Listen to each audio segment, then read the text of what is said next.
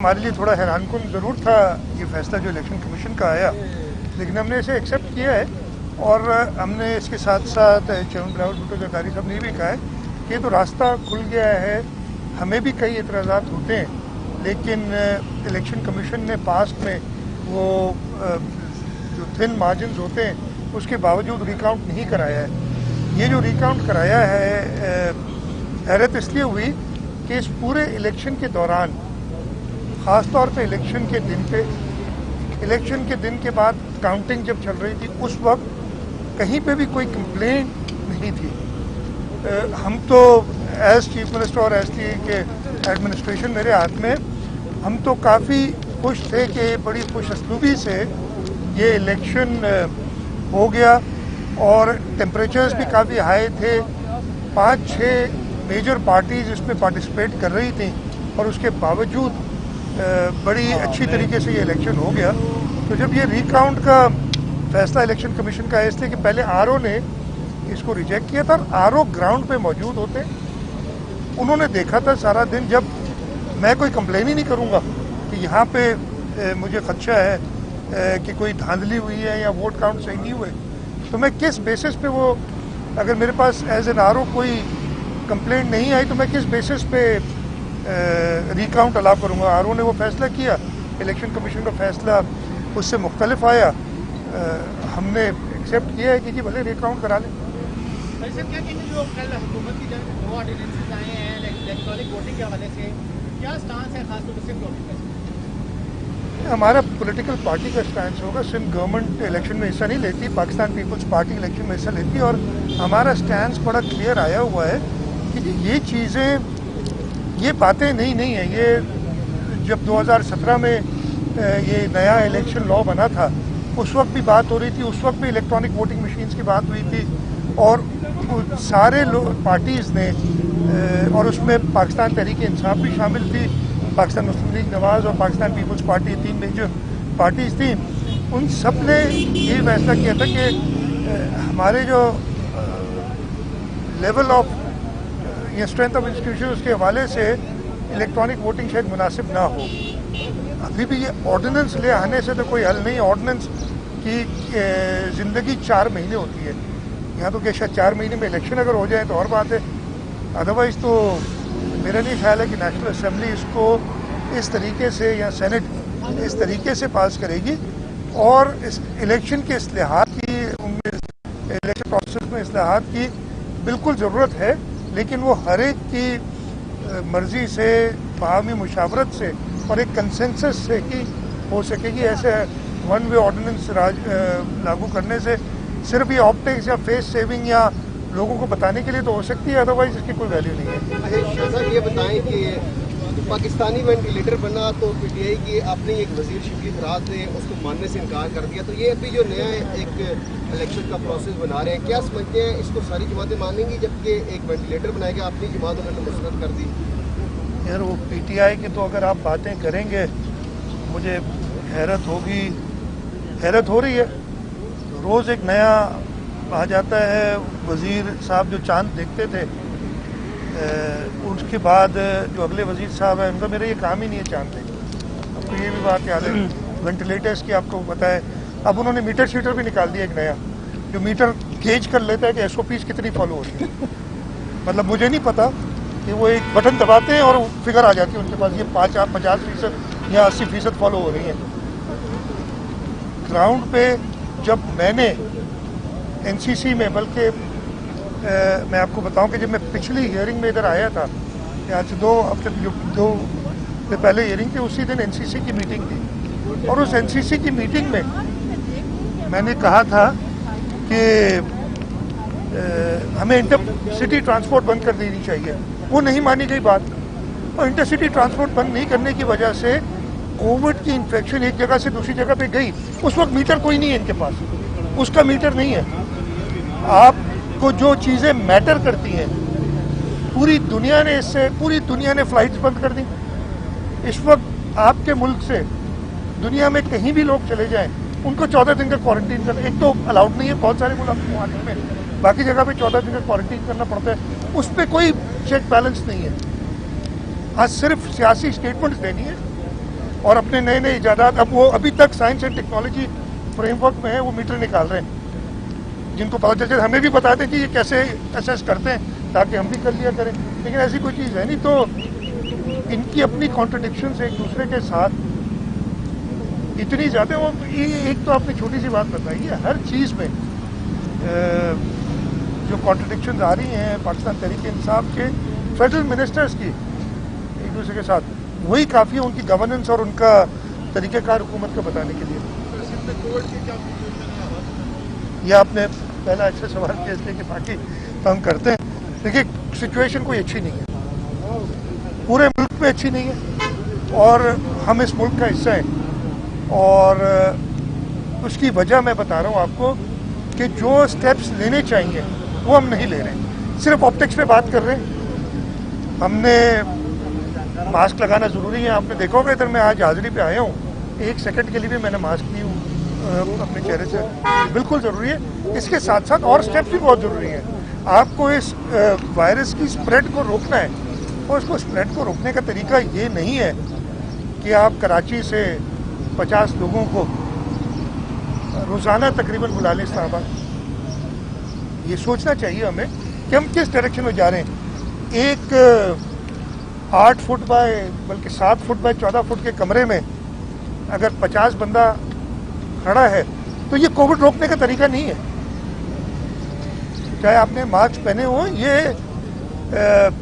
कल मैं आया था जब कराची से इस्लामाबाद, जहाज पूरा भरा हुआ था। हमने सुना था कि जी ऑल्टरनेट सीट्स खाली रख रहे हैं, लेकिन जहाँ पे मैं बैठा था वो तीनों सीटें भरी हुई थी, मेरे साथ की 2 सीटें और भरी हुई थी। तो ये तो आप हर चीज़, और मैंने सुना था कि पता नहीं 20% कर रहे हैं फ्लाइट्स। कल कराची से इस्लामाबाद को 10-12 फ्लाइट्स थी। मेरी अपनी फ्लाइट जिसमें मैं आया वो तो बिल्कुल भरी हुई थी, बाकी का मैं नहीं कह सकता कि क्या पोजीशन थी, लेकिन अंदाज़ा यही कि वही भरी हुई होंगी। तो ये तरीक़ेकार कोविड से को मैनेज करने का अकल से बिल्कुल बाहर है। इस वक्त हमें चाहिए, हमने तो सिंध के अंदर अपने सरकारी दफातर में अटेंडेंस 20% कर दी है, मैंडेटरी, कि 20% से ज़्यादा, उससे कम हो सकती है, बाकी लोग अवेलेबल हैं। हमने सिंध के अंदर असेंबली, वाहिद असेंबली है, आपके पास सेनेट है, नेशनल असेंबली है, बाकी 3 सूबों की प्रोविंशियल असेंबलीज हैं। सिंध वाहिद सूबा है जहाँ पे ऑनलाइन असेंबली सेशन होता है। असेंबली के अंदर 25% से ज़्यादा अलाउड नहीं है लोग, हमने बाकी कुर्सियाँ ही निकाल दी हैं। हमारी 42-25% बनते, 168 की स्ट्रेंथ है, 42 सीट्स होती हैं। हर पॉलिटिकल पार्टी को अपने स्ट्रेंथ के मुताबिक सीट्स अलॉट की गई हैं कि जी आपकी मैक्सिमम इतने लोग आ सकते हैं, मना किसी को नहीं है, बाकी सब ऑनलाइन कर सकते हैं। ये स्टेप्स लेने चाहिए अगर आपने कोविड को फाइट करना है। सिर्फ अखबारी बयानात देने से और ये नए नए मीटर ईजाद करने से आप कोविड को मैनेज नहीं कर सकते।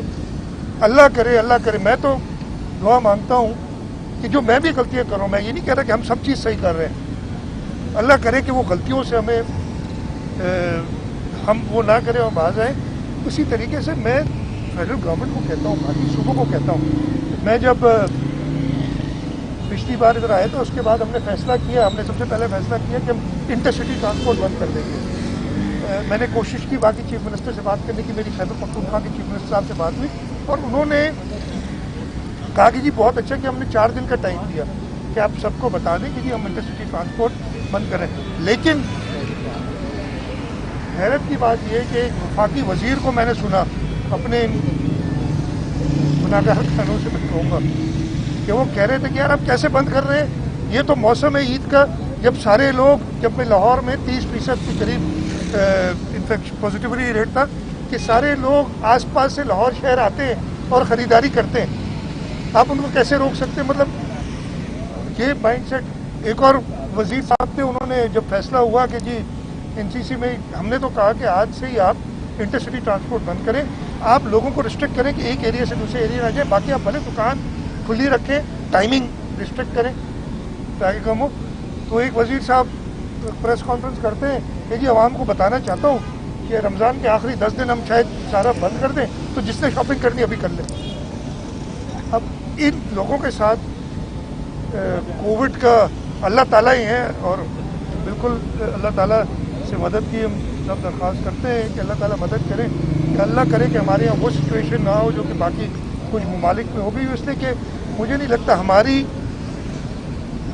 सिंध के अंदर हमने किस चीज़ पे फोकस किया इस वक्त भी। मैं अभी भी कह रहा हूँ कि मैं सेटिस्फाइड नहीं हूँ, लेकिन हमारे हॉस्पिटल्स की पोजीशन इस वक्त कदरे बेहतर है। हमने अपनी कैपेसिटी बढ़ाई हुई है, हमने ये इंश्योर किया है कि जो हमारे पास होती है, हम कैसे करते हैं ये नहीं कि जितने बेड्स वेंटिलेटर्स के, जितने ऑक्सीजन के हाई फ्लो बेड्स या लो फ्लो बेड्स अवेलेबल हैं, उन सब अगर अल्लाह ना करे वो सब ऑक्यूपाई हो जाए तो हमारे पास ऑक्सीजन मौजूद हो सारी। हम इस चीज़ पे काम कर रहे हैं टू इंश्योर दिस। ये नहीं कि बयान दे रहा हूँ कि मेरा मीटर ये कहता है और उसका मीटर ये कहता है। मैं अभी भी इस चीज़ पे फोकस कर रहा हूँ। हमारे पास बहुत हम जोर दे रहे हैं और हम कह रहे हैं कि एक मेजर फेलियर हुआ है कि वैक्सीनेशन हम प्रोक्योर नहीं कर सके टाइम पे। दुनिया भर में इस वबा से निजात हासिल करने के लिए 2-3 स्ट्रैटेजीज है ना। आप ये सोशल डिस्टेंसिंग करें, आप टेस्टिंग करें ताकि लोगों को आइडेंटिफाई करें, आप लोगों को वैक्सीनेट करें। आप जो पसमानदा तरीन मुल्क है उनसे भी पीछे हैं अपनी वैक्सीन प्रोक्योरमेंट में। ये सारी चीज़ों का जवाब देना होगा। आप लोगों की ज़िंदगी से खेल रहे हैं। आप सिर्फ वो अपने मीटर बताने से ना वो पता नहीं काम चला रहे हैं। इसमें खुश, अगर इस चीज़ पे वो खुश है, मैं कहता हूँ 4 बयान और दे दें, मुझे क्रिटिसाइज करें। मैंने तो कल भी डॉक्टर्स से एक मीटिंग की थी और मैंने कहा था डॉक्टर्स को कि आप हुकूमत सिंध पे प्रेशर डालें और ताकि हम और एक्टिविटी। मैं नहीं माइंड करता कि अगर कोई कहता है कि आपकी ये हालत ख़राब है इसलिए यस हमें उस ख़राब हालत के लिए प्रिपेयर करना है। तो यही मैं कहूँगा कि कोविड की सिचुएशन बहुत ज़्यादा संगीन है, पूरे मुल्क में संगीन है। हमने इसको सीरियसली लेना है। मैं आप सबसे आपकी तवज्जुह से दरख्वास्त करूँगा कि अभी भी आपने सुनोगे, मेरा नहीं ख्याल, मैं कल इस्लामाबाद आया था और मैंने एक कंडोलेंस को किया था जो कोविड रिलेटेड है। आज एक और कंडोलेंस मैंने कर दी जान पहचान वाले। कोई फैमिली ऐसी नहीं रही जिसके खुद या उसके जानने वाला इस कोविड से अफेक्ट नहीं हुआ। फिर भी हम आंखें नहीं खोल रहे हैं और हम सिर्फ ब्लेम गेम, मैं ब्लेम गेम नहीं कर रहा हूँ, मैं कह रहा हूँ सिर्फ फेडरल गवर्नमेंट से कि मेहरबानी करके इस पर सीरियस हो, इस पर वो स्टेप्स लें जिनसे इस वबा को कंट्रोल करने का तरीक़ाकार हो। अच्छा सर, एक आपको कुछ बयान है कि आपकी तजावीज़ नहीं मानी गई। दूसरी जगह हम देखते हैं कि NCOC ने कहा कि यौम अली रज़ियल्लाहु पे जुलूस की इजाज़त नहीं होगी, लेकिन आपके यहाँ भी वो इजाज़त दी गई। तो इस तरह एक दूसरे पे नहीं होगा जुलूस निकले हैं सर? नहीं, जुलूस पूरे पाकिस्तान में निकले। हमने ये कहा था, देखें आपको पता नहीं कहाँ से खबरें मिलती हैं, मुझे ये नहीं मिला। पूरे पाकिस्तान में कहा था कि एक पॉलिसी रखें ताकि रिलीजियस एलिमेंट जो है ना वो बड़े सेंसिटिव इशू हो जाता है। और पिछले साल जब ये कोविड का हुआ था तो हमने लीड ली थी और उसके बाद हम पे क्रिटिसिज्म भी बहुत हुआ, बाद में भी हुआ। इसलिए हमने कहा NCOC में और NCC में कि एक नेशनल लेवल पे आप डिसीजन लें और हम सब पाबंद हैं। और वो भी डिसीजन अब मैं आप कह रहे हैं, दोपहर में मुझे पता चला कि जी NCOC ने कहा है कि जुलूस पे पाबंदी है और फिर सदर साहब का एक पैगाम चल गया कि जुलूस अलाउड है, बस SOP फॉलो करें। इतनी इनडिसाइसिवनेस मैंने कभी नहीं। अब जब आप ये मिक्स सिग्नल्स देंगे, मैं हमेशा कहता हूँ ना, आप लोगों को कहते हो SOP फॉलो करें, मैं एक तरफ कहता हूँ SOP फॉलो करें और अगले दिन मैं खुद 50 बंदों के साथ एक 7 फीट बाय 14 फीट के कमरे में खड़ा हूँ और कोई मुझे देखेगा कहेगा यार ये तो हमें बेवकूफ़ बना रहा है, ये नहीं चाहता कि हम अपना कोई कारोबार करें, ये तो अपने सारे काम कर रहे हैं। ये इनडिसाइसिवनेस अगर हुकूमती लोग इंक्लूडिंग प्राइम मिनिस्टर एक तरफ करें कि जी ये मौलिक बीमारी और उससे ख्याल रखें और अगले दिन इफ्तिताह कर रहे हैं नए नए मंसूबों का, तो लोगों के साथ ये क्लिक नहीं करेगा। इस वजह से ये मिक्स सिग्नल्स आ रहे हैं। तो आपकी मैं यही कहूँगा कि इतना गलत है कि हमने कोई ऐसा फैसला किया है कि अलाउ करें। शाह साहब, मुल्क में एडवांस वैक्सीनेशन तो सबकी हो नहीं सकती, अभी प्रोसेस जारी है स्टेप बाय स्टेप। वज़ीर-ए-आज़म साहब कहते हैं लॉकडाउन नहीं हो सकता, वफाकी वज़रा एक लिमिट बताते हैं कि यहाँ से एक्सीड कर गया तो उसके बाद लॉकडाउन पे जाने के बगैर कोई ऑप्शन नहीं होगा, तो वो लिमिट क्यों, उस लिमिट के एक्सीड होने का इंतज़ार क्यों किया जा रहा है, अब लॉकडाउन क्यों नहीं हो रहा? मैं आपने बिल्कुल मैं यही कह रहा हूँ कि हम इंतज़ार क्यों करें। मतलब मुझे बड़ी हैरत हुई एक स्टेटमेंट, अगेन क्या क्रिटिसाइज़ नहीं कर रहा हूँ, मैं सिर्फ स्टेटमेंट जो कह रहा हूँ कि अगर हमने नहीं किया तो हमारी पोजीशन इंडिया जैसी खुदा न खास्ता हो जाएगी। सेंसिटिविटी इस चीज़ की समझ सकते हैं आप कि एक सबसे chief executive of the country ये कहे कि जी ये मास्क पहनो नहीं तो इंडिया जैसी सिचुएशन हो जाएगी। कोई बयान की हर चीज़ के आपने सोचना है कि आप उसी वक्त लोगों को कंट्रोल करें कि वो और उसके साथ साथ आप खुद उस दिन निकले हुए हो, कभी मुल्तान, कभी KP के, कभी किसी और शहर और कोई इवेंट कर रहे हो, तो क्या हम इंतज़ार कर रहे हैं अल्लाह ना करे कि ऐसी कोई सिचुएशन आए। लेकिन लग ऐसे ही रहा है कि कुछ इस तरफ जाने को मैं अल्लाह ना करे ऐसा हो। लेकिन मैं फिर कह रहा हूँ कि वक्त अभी लेट हो गए। 31 मार्च को 2 हफ्ते का कंट्री वाइड लॉकडाउन नहीं, inter provincial passenger traffic ban लगना चाहिए था कम से कम 2 हफ्ते का, और शायद तीसरे हफ्ते तक उसको एक्सटेंड करना पड़ता, उससे इसका फैलाव रुक जाता। ये लोकलाइज रहती और लोकलाइज फिर आप उसको ट्रीट करने में ज़्यादा आसानी है। हमने जब पिछले साल फरवरी में आया था और मार्च में हमने बंद कर दिया था, हमारे उस एक स्टेप की वजह से उस वक्त कराची में पॉजिटिविटी सबसे ज़्यादा थी। एक स्टेप की वजह से सिंध के बाकी अजला में कोरोना का फैलाव नहीं है। हमारे पास कराची में सहूलियात फिर भी बेहतर हैं, मैं नहीं कह रहा कि सेटिस्फैक्ट्री है, लेकिन बाकी जगह से बेहतर है। अगर यही फैलाव रूरल सिंध हो जाए तो हमारे लिए बहुत शदीद मुश्किलात हो जाती। मुझे फिर हैरत हुई, अभी फिर एक बड़े मोतबर वज़ीर ने कहा कि जी जब सिंध में ये ज़्यादा था या कराची में ये ज़्यादा था, उस वक्त चीफ मिनिस्टर साहब नहीं कहते थे ट्रांसपोर्ट बंद करो। पता नहीं वो कौन सी दुनिया में रहते थे, हमने तो ट्रांसपोर्ट बंद की थी। और उस वक्त हम नहीं चाहते थे कि कराची से ये फैलाव लाहौर तक जाए या दिल्ली तक जाए या पेशावर तक जाए या क्वेटा तक जाए, हम इधर ही मैनेज करें इसको। और हमने टोटली बंद कर दी थी। हमने तो कहा था हम ट्रेन वगैरह भी नहीं चलने देंगे, हमने फ़्लाइट्स पे पाबंदी लगवाई थी। तो मुझे नहीं पता वो कौन सी दुनिया में रह रहे हैं जो ये बातें करते हैं। तो अब इनको ये अपने इस ख्वाब ख्याल की दुनिया से निकलना चाहिए, रियलिटी में आना चाहिए कि सही स्टेप्स क्या है इस शाह साहब ये बता दें, पीपल्स पार्टी का नारा था रोटी कपड़ा और मकान, PTI का नारा था नौकरियों का, लेकिन वज़ीर-ए-आज़म अभी तक आवाम से कह रहे हैं ना रोटी कपड़ा मकान मिला ना नौकरी मिली। वज़ीर-ए-आज़म अभी तक कह रहे हैं कि आपने घबराना नहीं, तो ईद आ रही है, आवाम घबरा सकती है। लेकिन इस पर तो इतनी बातें बन गई हैं, मजाक उड़ गए हैं। मैं कहूँगा मैं तो घबराता, हम घबरा रहे हैं। मैं तो घबराता हूँ अभी से नहीं। मैं अनफॉर्चुनेटली 16 अगस्त 2018 से घबराना शुरू कर। आप लोग भी बड़ी हिम्मत है अगर आप नहीं घबरा रहे हैं। आप घबरा रहे हैं यार, प्राइम मिनिस्टर की क्यों नहीं सुनते आप?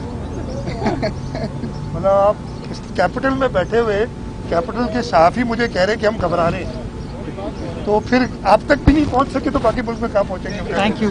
YouTube पर Google TV देखने के लिए youtube.com की सर्च बार में Google TV टाइप करें। Google TV के पेज पर सुर्ख रंग के सब्सक्रिप्शन वाले बटन पर क्लिक करना ना भूलिए। YouTube पर अपलोड होने वाली वीडियो से बाखबर रहने के लिए बेल आइकॉन पर क्लिक कीजिए। आपको हर नई आने वाली वीडियो के बारे में नोटिफिकेशन मौसूल हो जाएगा।